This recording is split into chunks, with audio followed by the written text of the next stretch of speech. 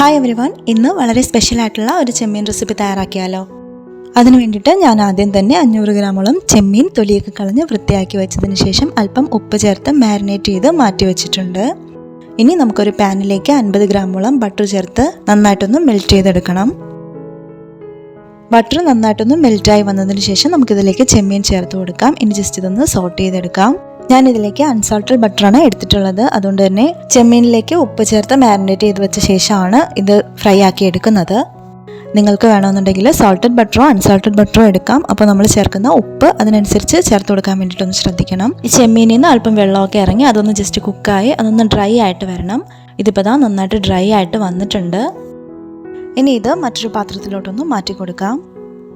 ചെമ്മീൻ ഇങ്ങനെ ഡ്രൈ ആക്കി എടുക്കുന്ന സമയത്ത് ഓവർ കുക്കായി പോവാതിരിക്കാൻ വേണ്ടിയിട്ട് ശ്രദ്ധിക്കണം. മീഡിയം ടു ലോ ഫ്ലെയിമിൽ തന്നെ കുക്ക് ചെയ്തെടുക്കാൻ വേണ്ടിയിട്ടൊന്ന് പ്രത്യേകം ശ്രദ്ധിക്കണം. ഏകദേശം ഒരു 4-5 മിനിറ്റൊക്കെ തന്നെ ഒന്ന് ഇളക്കിയെടുത്താൽ തന്നെ മതിയാവും. പെട്ടെന്ന് തന്നെ അത് വറ്റി വരുന്നതാണ്. ചെമ്മീൻ ഇപ്പോൾ ഡ്രൈ ആക്കി എടുത്തിട്ടുള്ള ആ ഒരു പാനിലേക്ക് തന്നെ നമുക്ക് ഒരു 2 ടേബിൾ സ്പൂണോളം വെളിച്ചെണ്ണ ഒഴിച്ചതിന് ശേഷം അതിലേക്ക് മീഡിയം സൈസിലുള്ള 8 അല്ലി വെളുത്തുള്ളി നന്നായിട്ട് ചോപ്പ് ചെയ്തിട്ടുള്ളതാണ് കേട്ടോ. നീളത്തിൽ ചോപ്പ് ചെയ്തിട്ടുള്ളതാണ് ഞാനിപ്പോൾ ചേർത്ത് കൊടുത്തിട്ടുള്ളത്. അതുപോലെ തന്നെ 1 ഇഞ്ച് നീളത്തിലുള്ള ഇഞ്ചിയും നീളത്തിൽ ചോപ്പ് ചെയ്തെടുത്തിട്ടുള്ളതാണ് ഞാനിപ്പോൾ ചേർത്ത് കൊടുത്തിട്ടുള്ളത്. ഇത് ജസ്റ്റ് ഒന്ന് മൂത്ത് വരുമ്പോഴേക്കും നമുക്കിതിലേക്ക് 2 സവാള, മീഡിയം സൈസ് സവാളയാണ് ഞാൻ എടുത്തിട്ടുള്ളത്, നന്നായിട്ട് ചോപ്പ് ചെയ്തിട്ടുള്ളതാണ് ചേർത്ത് കൊടുക്കുന്നത്. ഇനി ഇത് നന്നായിട്ടൊന്ന് സോട്ട് ചെയ്തെടുക്കാം. സവാള അത്യാവശ്യം ഒന്ന് ട്രാൻസ്പെറൻ്റ് ആയിട്ട് വന്നതിന് ശേഷം മാത്രം ഉപ്പ് ചേർത്ത് കൊടുക്കുകയാണെന്നുണ്ടെങ്കിൽ വളരെ പെട്ടെന്ന് തന്നെ ഇത് വഴന്ന് കിട്ടും. അപ്പോൾ ഇതാ അത്യാവശ്യം നന്നായിട്ട് തന്നെ ട്രാൻസ്പെറൻ്റ് ആയിട്ട് തന്നെ വന്നിട്ടുണ്ട്. ഇനി നമുക്കിതിലേക്ക് ഒരു 1/2 ടീസ്പൂണോളം ഉപ്പ് ചേർത്ത് കൊടുക്കാം. ഉപ്പൊക്കെ ചേർക്കുമ്പോൾ നോക്കിയിട്ട് ചേർക്കാൻ വേണ്ടിയിട്ടൊന്ന് പ്രത്യേകം ശ്രദ്ധിക്കണം കേട്ടോ. കാര്യം നമ്മൾ നേരത്തെ തയ്യാറാക്കി വെച്ചിട്ടുള്ള ആ ഒരു ചെമ്മീൻ ഉപ്പ് ചേർത്തിട്ടാണ് ജസ്റ്റ് ഒന്ന് ഫ്രൈ ചെയ്തെടുത്തിട്ടുള്ളത്.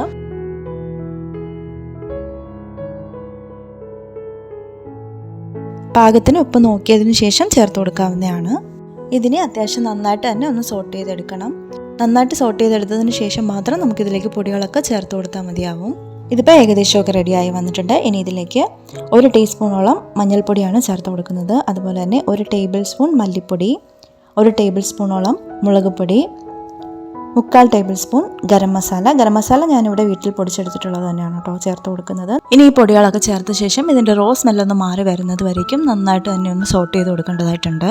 അത്യാവശ്യം നന്നായിട്ട് തന്നെ ഒന്ന് സോട്ടായി വന്നതിന് ശേഷം മാത്രം നമുക്കിതിലേക്ക് തക്കാളി ചേർത്ത് കൊടുത്താൽ മതിയാവും. ഇതിന് വേണ്ടിയിട്ട് അത്യാവശ്യം വലിയ സൈസിലുള്ള ഒരു തക്കാളിയാണ് ഞാൻ എടുത്തിട്ടുള്ളത്. ചെറിയ തക്കാളിയാണെന്നുണ്ടെങ്കിൽ നിങ്ങൾക്ക് ഇതിലേക്ക് 2 എണ്ണം ചേർത്ത് കൊടുക്കാം. ഇതൊന്ന് സോട്ട് ചെയ്തെടുത്തതിന് ശേഷം തക്കാളി നന്നായിട്ടൊന്ന് വെന്തുടഞ്ഞ് വരണം. അതിന് വേണ്ടിയിട്ട് നമുക്ക് 5 മിനിറ്റ് ഒന്ന് മൂടി വെച്ച് ലോ ഫ്ലെയിമിൽ കുക്ക് ചെയ്തെടുക്കാം. ഇതായിപ്പോൾ 5 മിനിറ്റ് കഴിഞ്ഞിട്ടുണ്ട്. ഇതിപ്പോൾ നന്നായിട്ട് വെന്തുടഞ്ഞ് കിട്ടിയിട്ടുണ്ട്. ഇനി ഇത് നന്നായിട്ടൊന്ന് സോട്ട് ചെയ്തെടുത്തതിന് ശേഷം നമുക്കിതിലേക്ക് തേങ്ങാപ്പാലാണ് ചേർത്ത് കൊടുക്കേണ്ടത്. ഇതിലേക്ക് നമ്മൾ ഒട്ടും തന്നെ വെള്ളം ചേർത്ത് കൊടുക്കുന്നില്ല. അതിന് പകരം തേങ്ങാപ്പാലാണ് ചേർക്കുന്നത്. നിങ്ങൾക്ക് തേങ്ങാപ്പാൽ ചേർക്കാൻ താല്പര്യമില്ല എന്നുണ്ടെങ്കിൽ വെള്ളം വേണമെങ്കിലും ചേർത്ത് കൊടുക്കാം. ചെറു ചൂടുള്ള വെള്ളം ചേർത്ത് കൊടുക്കാവുന്നതാണ്. പക്ഷേ തേങ്ങാപ്പാൽ ചേർത്ത് കൊടുക്കുന്നതാണ് എപ്പോഴും ടേസ്റ്റ്. ഞാനിവിടെ 1 മുറി തേങ്ങയുടെ 2ാം പാലാണ് ചേർത്ത് കൊടുക്കുന്നത്. ഏകദേശം 1.5 കപ്പോളം 2ാം പാലാണ് ഞാനിതിലേക്ക് ചേർത്ത് കൊടുക്കുന്നത്.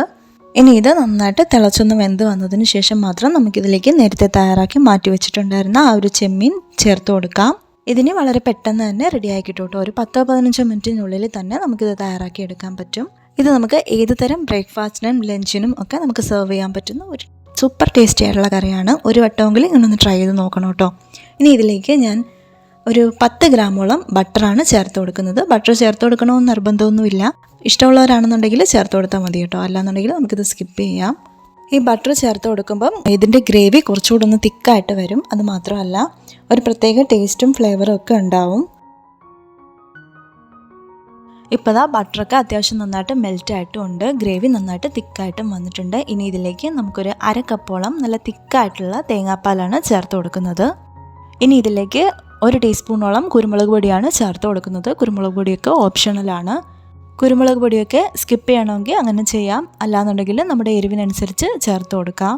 ഇതിപ്പോൾ നമ്മുടെ കറിയുടെ ഫൈനൽ സ്റ്റെപ്പായിട്ടുണ്ട്. വളരെയധികം ഈസി ആയിട്ട് തന്നെ നമ്മളിത് തയ്യാറാക്കി എടുത്തിട്ടുണ്ട്. ഇനി വളരെ കുറച്ചൊരു 10 മിനിറ്റോളം മതിയാവും. അപ്പോഴേക്കും ഇത് റെഡിയായി കിട്ടും.